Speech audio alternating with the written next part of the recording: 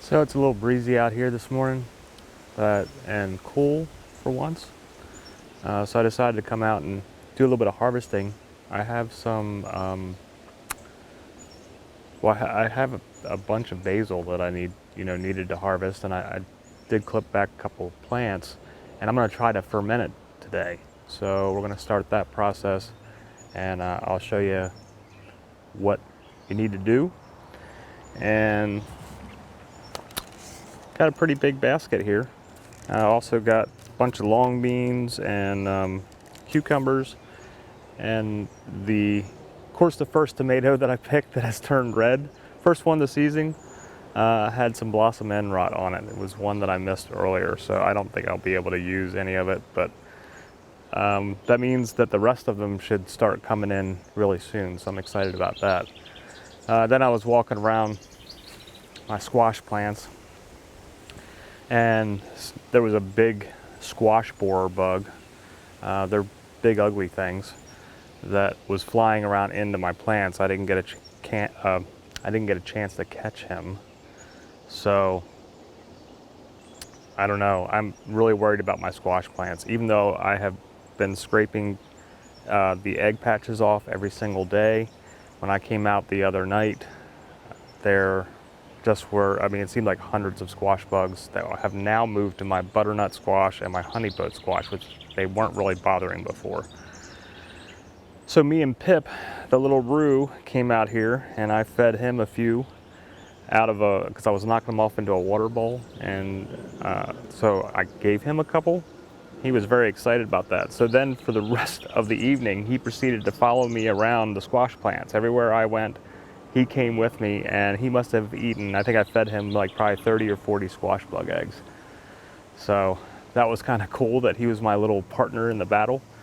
But there's a ton more out there. So I think today I'm gonna get the sprayer and put a couple gallons of water in it and some dish soap and see if I can't get them that way.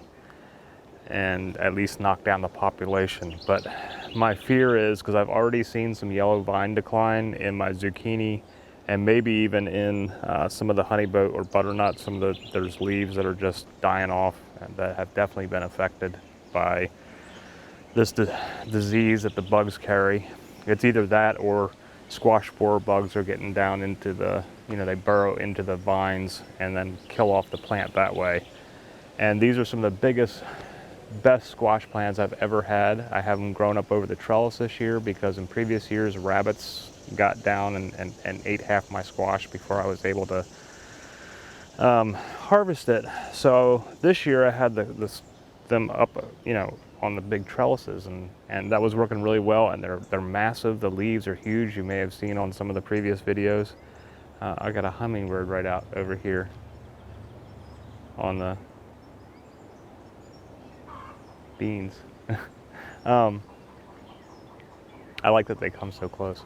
Anyway, so yeah, I'm concerned that my squash plants are going to die off before the squash come in, because with your winter squash they tend to ripen later, and I have a lot of squash on there, especially on the honeyboat. The butternut's just now starting to come in, but there's a ton of honeyboat squash in there, and I'm hoping that the plants can hold on, and that I can, maybe with spraying them with the dish soap, keep ahead of it. But I've never seen squash bugs this bad, and I'm thinking it's because we had such a mild winter. We didn't even really have any snow, and we only had a couple of days that were really cold, like sub 20 degrees. So this is the battle with the organic gardening, is fighting this kind of stuff. So anyway, let's go ferment some basil and see how that turns out. Okay, so to start this basil ferment, I have here a 1/4 pound of basil leaves that I picked this morning. They're already getting a little wilty. Basil tends to wilt pretty quick if you don't get it in some cold water. But I pulled off all the stems, so it's just the leaves for the most part. I mean, there's a few stems left off the leaves, but that's fine. So 1/4 pound, and for each 1/4 pound bunch that you have, you're going to add a 1/4 teaspoon of salt. And you want unrefined sea salt if possible, but whatever salt that you're using, you want to use unrefined salt. If you're using like your standard iodized salt, it has anti-caking agents that are added to it that is not good for fermenting. So just going to sprinkle this sea salt over the leaves.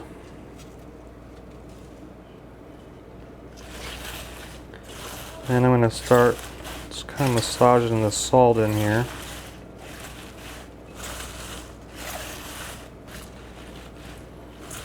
And the leaves will start to wilt down as you're doing this. And they'll also shrink quite a bit. And that's normal. So you see how much it's reduced now to just this little pile of leaves. Now one thing, while the leaves are very wet, unlike when I do cabbage, I'm not getting any brine coming out like the actual liquid.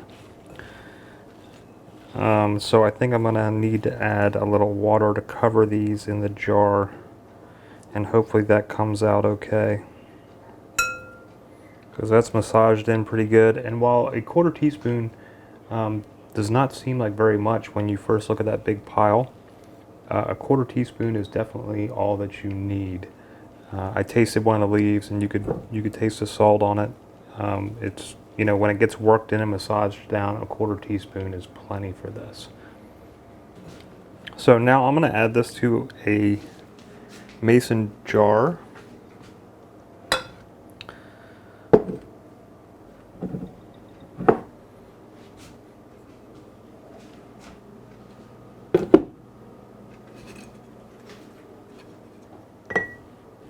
going to press down on it with a wooden spoon here. Make sure there's no air bubbles in there, although because this is a smaller amount, I'm not expecting really any air bubbles. And really this jar could probably take easily a pound overall. I only did a 1/4 pound. So you can use a plastic bag that you would tuck down over top of this with the top open, and then you fill the bag with water and use that as a weight. I have these weights, these glass weights that are specifically made for wide mouth jars for fermenting. So, but either one will work. You can, you can also do this in a crock if you have a crock, and I think with a crock you'd probably want to do larger amounts instead of such a small amount. This is a small test batch. Does that show up on the camera? I can't tell. So, but there is liquid bubbling down in there.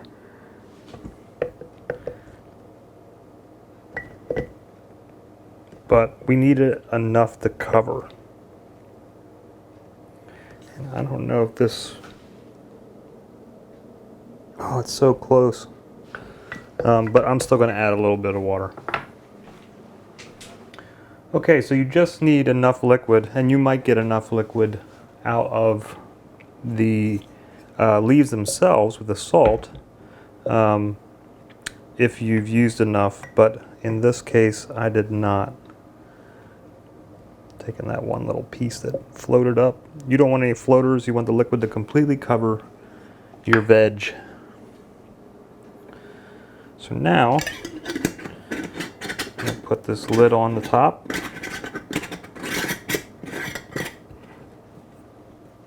Okay. And this is a lid for fermenting. Has a little air hole there in the top that you can see with a rubber grommet. And then we will put a bubbler on the top. And this just lets any gas escape that may come up, while it's fermenting. So this is what it looks like when you put it on top. And this has water in it. So that just lets the air escape. And then if you check it, after a couple days, you'll actually see, and if you're getting a good fermentation, and this works the same way if you're brewing beer as well, but you'll see little bubbles coming up as the gases are escaping through here. All right, so that's our jar. And now we're going to let it sit for about 7 to 10 days. I think maybe in about a week we'll do a taste test and see where we're at. So fermenting basil, a very, very small amount. But if this turns out well, since I've fermented other vegetables before, but I have not previously fermented basil. So I just wanted to do a small amount to do a test batch, see how it comes out, and then if it's something that I enjoy, then we'll do larger batches because I've got plenty of basil going on. So what you want to do with this is put it in a cool, dark place while it's fermenting, like in your pantry or something like that. So anyway, we'll check back in a week and do a taste test, see where we're at with this. So I hope you're having a great day. Hope everything's going well in your homesteads and your gardens and in your ferments. So thanks for stopping by, and please subscribe to our channel, and we hope to see you soon. Have a great day. Namaste.